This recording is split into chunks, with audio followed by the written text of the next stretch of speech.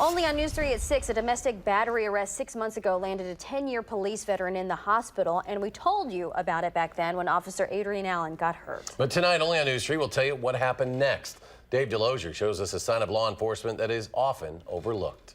It can be a dangerous job sometimes. Yeah, I saw him run around the corner here. And then when you wear the badge, it comes with the knowledge of how quickly a situation can turn. I kind of joke the job is 98% boredom and 2% sheer terror.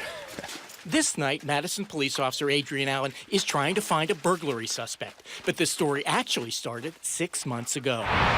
It was just after 7 o'clock, 7 p.m. On the Beltline, police got a report of a male passenger in a car punching the female driver in the face. Officer Allen was involved in stopping that car. And when it came time to arrest the suspect for domestic battery, he became really agitated, focusing back on his girlfriend, and he began to fight. Along the side of the Beltline, with traffic going by at 55 miles an hour, the suspect, Robert Brandon, fell onto Officer Allen's right leg. And right away, I felt the crunch, and I knew, immediately it was broken. Not just broken, broken in 2 places. He would spend weeks in a cast, okay, and then months of rehab. Sounds good. Still a little sore. The strength and the flexibility still isn't there all the way, but, it's coming along. And now, 6 months after the arrest, Officer Allen is back on the street. And on one of his first days back, he was driving by the spot on the Beltline where he'd been injured. And this Buick just blows by me in the left lane, probably doing about 70, 75 miles an hour. I thought that was odd, so I ran the plate, and the car came back stolen.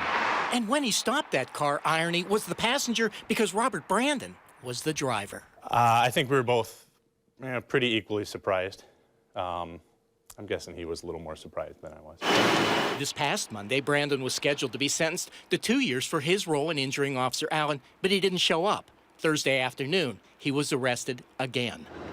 As for Officer Allen, he's back on patrol. And if you think what happened after the arrest soured him to the job, consider this. It's shown me that despite a lot of the negativity you hear out now about law enforcement, that there is an overwhelming support for us in the community.